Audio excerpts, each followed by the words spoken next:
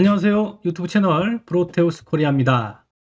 자, 오늘 이 시간에는 프로테우스 스케매틱 캡처에 있는 디자인 메뉴와 그래프 메뉴에 대해서 설명을 드리도록 하겠습니다. 자, 현재 제가 화면에 타이틀 블록, 우리가 보통 타이틀 블록이라고 하죠. 그런데 프로테우스에서는 헤더 블록이라고 합니다. 헤더 블록. 자, 현재 화면에 나와 있는 이 타이틀의 이름이 파일명과 똑같습니다.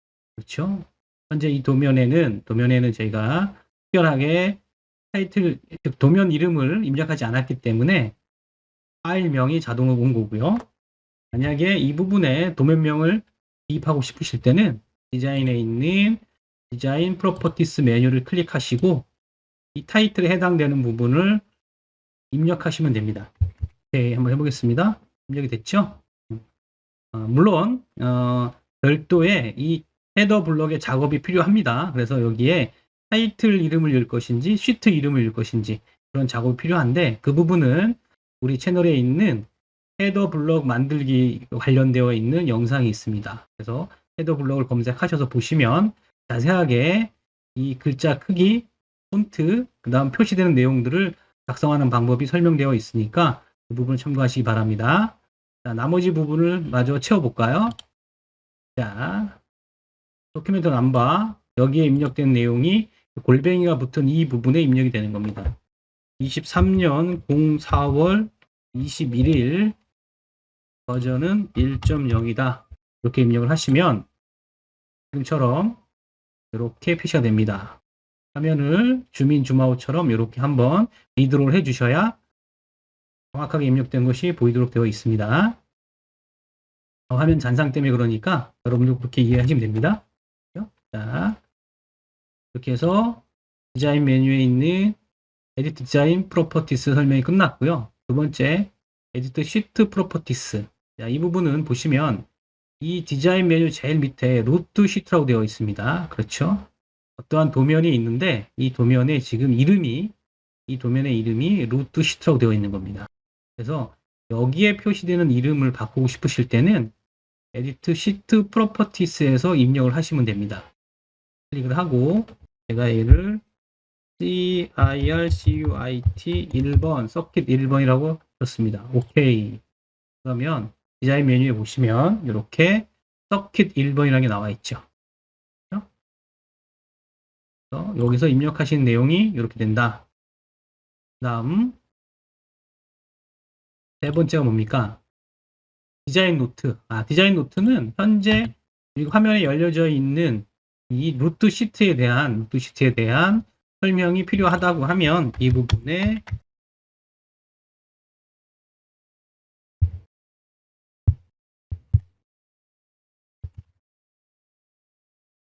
OK를 하시면 나중에 저장을 했다가 이 도면이 무슨 도면이지? 라고 할 때 이렇게 노트를 보시면 설명이 가능한 내용들이 표시됩니다. 설명이 하셨던 내용이 표시되니까 참고하시면 되고 이 글자 크기가 작은 것은 다른 메뉴에서 이 시스템 메뉴에서 설정을 해줘야 되는데 오늘은 그 글자 크기 폰트 설정하는 방법을 생략을 하고 활용 용도만 설명을 드리도록 하겠습니다. 자, 그 다음 여기까지 설명드렸죠? 이제 컴피그 파워 레일에 대해 설명을 드려야 되는데 이 부분은 부품 몇 개를 놓고 설명을 드리도록 하겠습니다. 자, 여기를 놓고요. 그 다음에 1400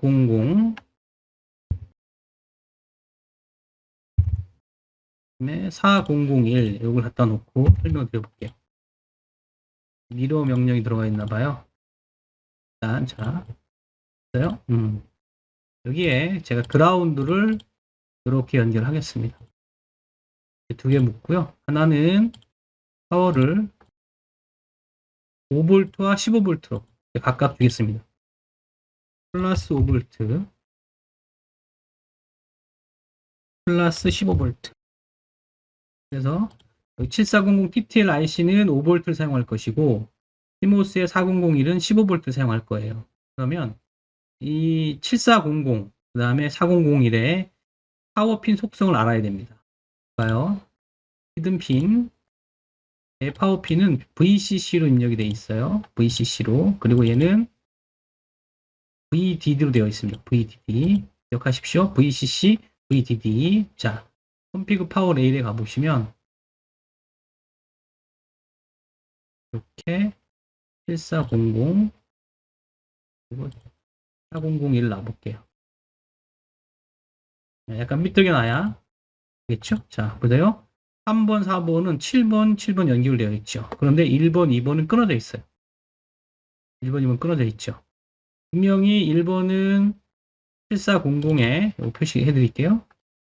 7400, 얘가 4001이에요.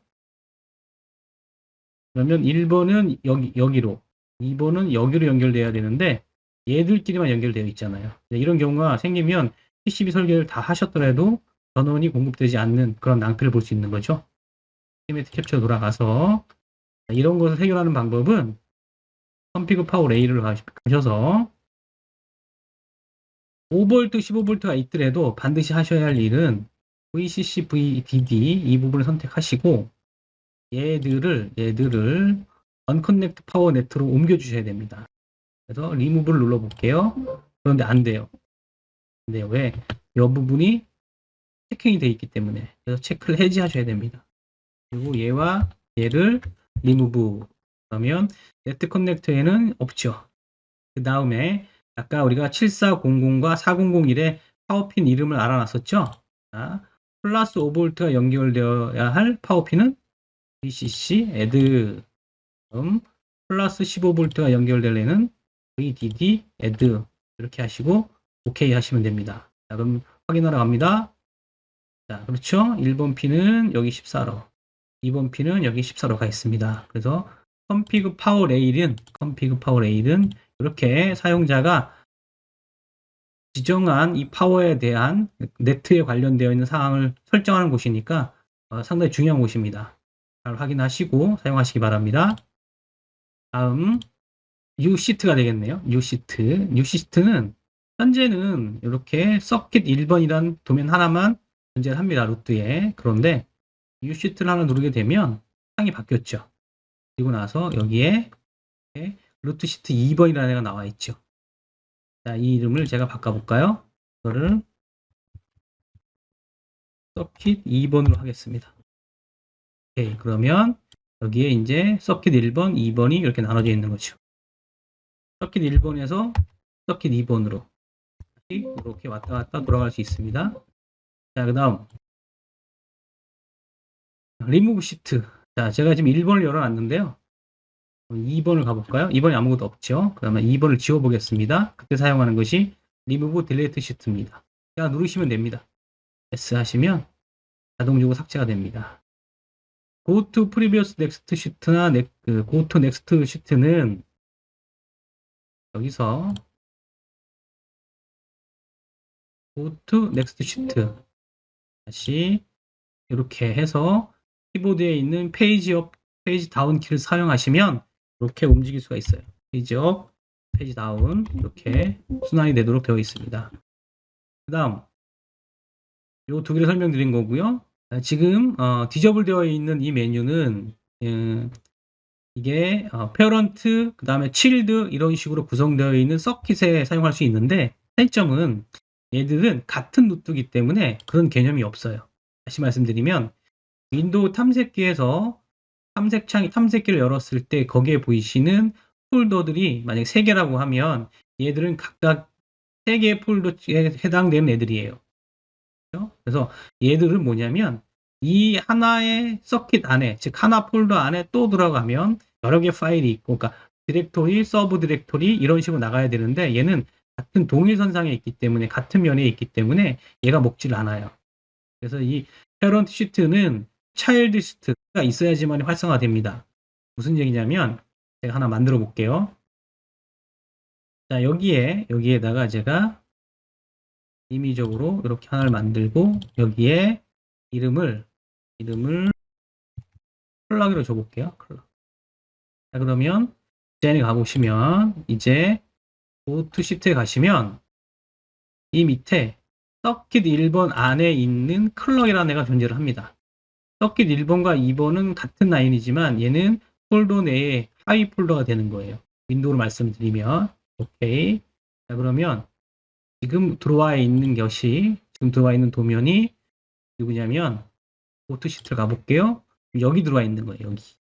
여기. 그래서 여기서 작업을 하신 다음에 서킷 1번으로 가고자 할 때, 그때 여기에 있는 얘를 누르시면 돼요. 페어런트 시트를 누르게 되면 단축키는 컨트롤 X입니다. 이리로 빠져나가는 거예요. 그래서 이 시트에 하이 폴더가 없는 경우, 하이 도면이 없는 경우에는 컨트롤 X가 먹지도 않고요. 이 안에 하위 서킷이 있는 경우에는 그 내용이 먹습니다. 컨트롤 X입니다. 이게 바로 이 메뉴입니다. 단축키들은 아이콘들이 있으니까 여기 존재를 합니다. 여기 존재를 하니까 보시면 될 것 같고요. 자, 그 다음 고트 시트는 자연스럽게 설명이 됐죠. 고트 시트를 누르시면 내가 가고 싶은 시트로 이동이 가능하다. 다시 가고 싶으면 여기를 누르면 간다. 디자인 메뉴는 다른 메뉴보다는 이 config power rail이라고 하는 것이 상당히 중요하니까 이 부분을 다시 한번 보시면 여러분들이 PCB 작업까지 진행할 때 상당히 유용하게 그리고 꼭 필요한 내용이니까 살펴보시기 바랍니다. 다음은 그래프 메뉴로 가죠. 그래프 메뉴는 현재 그래프를 사용할 만한 회로가 없기 때문에 제가 도면을 살짝 그리고 나서 작업을 하겠습니다. 자, 도면 하나를 빠르게 그려볼게요. 여기에 발진회로를 하나 그려서 그래프 시뮬레이션을 어떻게 사용하는지에 대해 설명을 드리도록 하겠습니다. 자, 이렇게 온 상태에서 이 그래프라고 하는 것은 스파이스 분석을 얘기하는 겁니다. 스파이스, T스파이스, I스파이스, M스파이스, 그리고 프로테우스에서는 프로스파이스라고 합니다. 자, 그러면 그래프 모드에 가서 디지털을 이렇게 그래프 창을 놓고요. 어디 부분에 나오는 사형을 내가 보겠다. 그랬을 때 이제 지금부터 그래프 메뉴를 설명드려 보겠습니다. 여기에 있는 디지털 어널리시스 지금 0부터 1초까지 짧은 구간을 해석하게 되어 있는데 얘를 더블 클릭을 해서 이 시간을 바꿀 수도 있고요. 또는 선택을 한 후에 그래프에서 에디트 그래프라고 하는 메뉴를 클릭하시면 저와 똑같은 창이 열립니다. 여기서 5초간 확인을 하겠다 이렇게 되는 거죠. 자, 그러면 실행을 해볼까요? 실행을 해보기 전에 여기 나와 있는 대로 하게 되면 add trace가 필요해요. 그 얘기는 뭐냐면 이 부분 이렇게 되어 있는 창에 여기에 있는 이 프로브를 여기에 등록을 시켜줘야지만이 그래프 창을 볼 수가 있습니다. 그런데 여러분들이 지금 제가 설명드린 내용대로 이렇게 보면 잘 안 될 거예요. 왜 안 되냐면 그래프에 add trace를 누르면 창이 이렇게 열려요. 그러면 얘가 지금 아웃이니까 아웃이라는 이름으로 그거 프로브를 보고 싶다라고 해서 프로브 이름을 줬는데 문제는 여기 프로브 리스트가 존재하지 않습니다. 그렇죠? 그래서 이 add trace라고 하는 부분은 이렇게 먼저 메뉴를 사용하는 것이 아니라 내가 보고 싶은 부분에 프로브가 있는 경우에 그 프로브를 조금 옮겨야겠네요. 거기다 등록을 시키고 제가 이 이름을 out이라고 줘보겠습니다. 그렇죠? 그러면 이 프로브를 얘와 연동시키기 위해서 얘를 먼저 선택을 합니다. 선택을 하시고 나서 그래프에 있는 add trace를 누르게 되면 처음에 나타났던 창이 열리는 것이 아니라 뭔가를 묻지요. 빠르게 추가를 할 것이냐? 네, OK 하게 되면 이렇게 out이라는 프로브가 추가가 되는 겁니다. 그런 용도로 사용을 하시는 거고 만약에 이렇게 된 상태에서 다시 한번 가보시면 아까하고 똑같습니다. 단 out 1번이란 이름으로 보고 싶다라고 했을 때 out을 또 주게 되면 등록은 돼요. 근데 이건 의미가 없습니다. 왜? 이미 여기 등록이 되어 있으니까.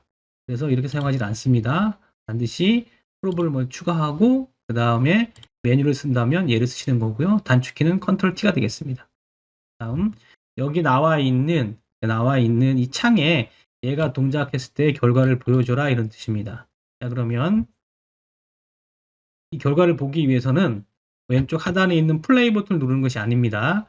얘는 실시간 리얼타임 시뮬레이션이기 때문에 이 스파이스 그래프 해석을 할 때는 여기에 있는 시뮬레이트 그래프, 즉 스페이스 바를 눌러야지만이 결과를 볼 수 있습니다. 그러면 눌러볼까요?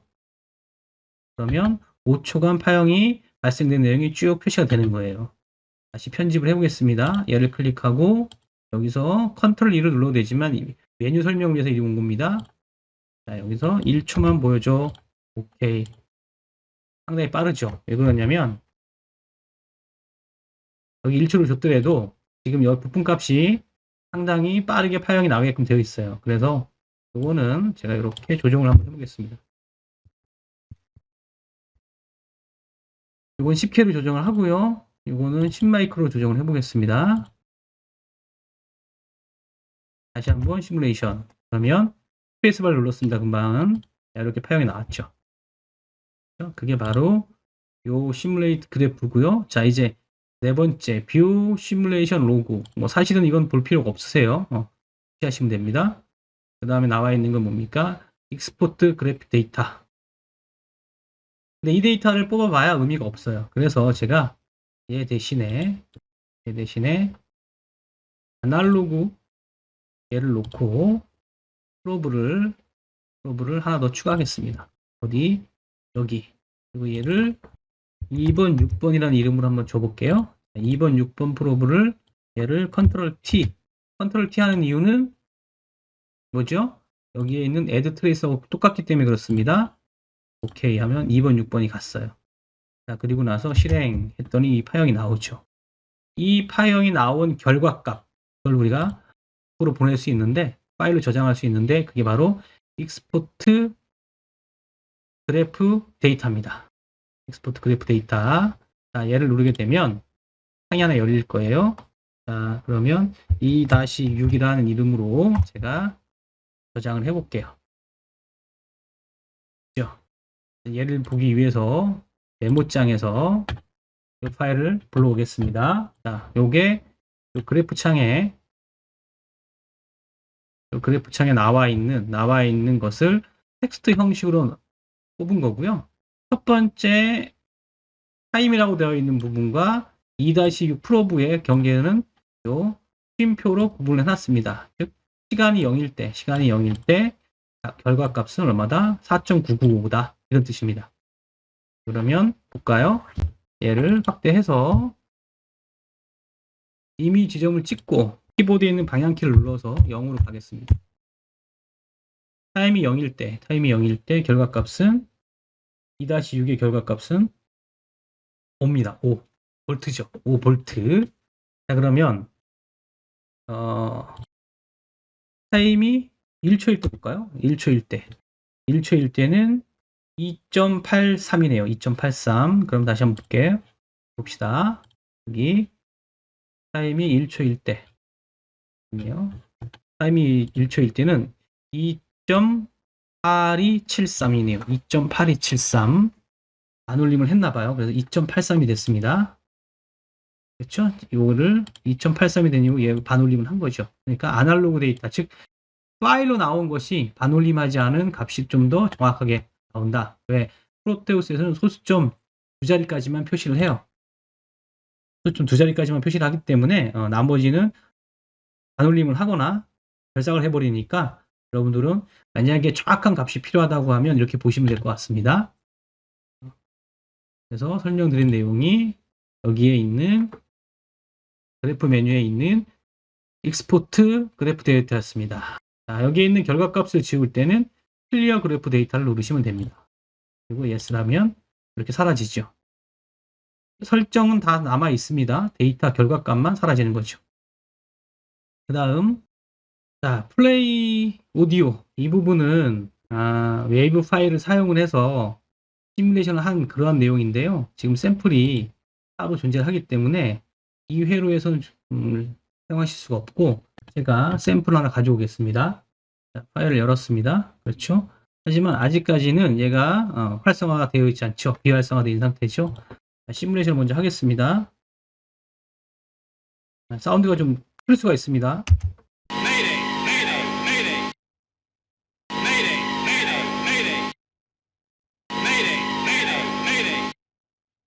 오디오 실습이 끝난 후에 스파이스를 가지고 실습이 끝났어요. 그래서 뭔가가 변화가 됐었어요. 그랬을 때 다시 한번 듣고 싶다라고 할 때 여기에 있는 플레이 오디오를 누르면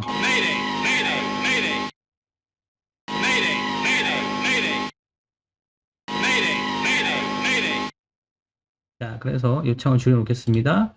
그래서 그래프 메뉴에 있는 이 오디오, 플레이 오디오는 아까와 같은 그런 샘플을 보시고 한번 살펴보시면 아실 수 있을 것 같습니다. 다음, 베리파이 그래프, 베리파이 파일은 같은 개념인데, 현재 이 상태에서는 비교가 되질 않습니다. 이 상태에서는. 자, 그러면 얘를 없애버리고요. 제가 컨퍼먼스 어널리시스 창을 하나 그릴게요. 이렇게 그려서 결과를 보고 싶은 것이 어디입니까? 아웃풋에 대한 얘기죠. 아웃풋에 대한 것을 이렇게 풀업을 등록을 했어요. 뭘 하려고 하냐면 이 10마이크로라고 하는 컨덴서 값이 있을 때 여기 결과값. 해석은 쉽죠? 스페이스바를 누르면 나오니까. 맞죠?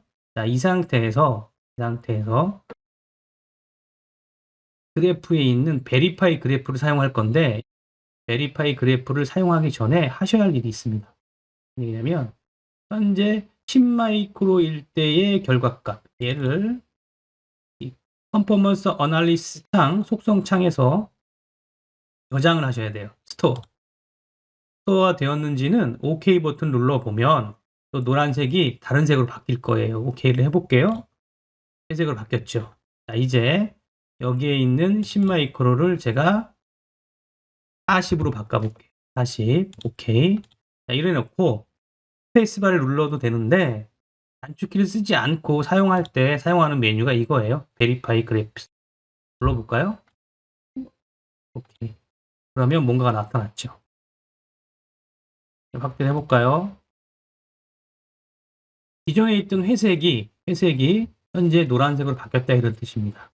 그러면 화면이 조금 잘 보이게끔 그래프 창이 잘 보이게끔 약간 색상을 변경하고 다시 설명을 드릴게요. 제가 얘를 검정색으로 바꿀 거예요. 얘는 흰색으로, 얘는 회색으로, 얘는 검정색으로, 그리고 섀도우 되어 있는 이 회색, 그러니까 기존의 결과값, 얘는 제가 빨간색으로 하겠습니다. 빨간색. 그리고 새로 나온 애 40에 해당되는 애는 얘로 할게요. 자, 그리고 창을 좀 줄여볼게요. 그러면 기존에 있던 파란색이 길게 나갔죠.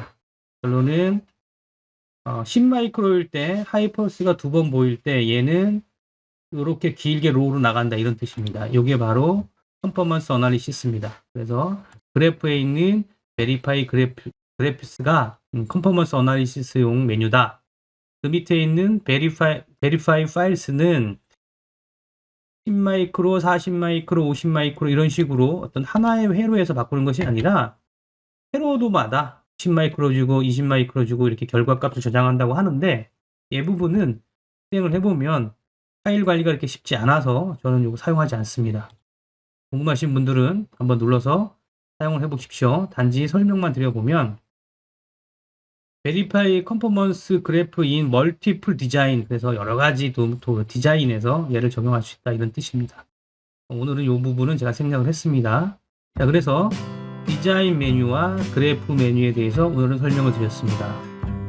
영상 보시고 쫓아하신 다음 궁금하시거나 오류사항이 있으시면 댓글로 남겨주시면 감사하겠습니다. 시청해주셔서 감사합니다.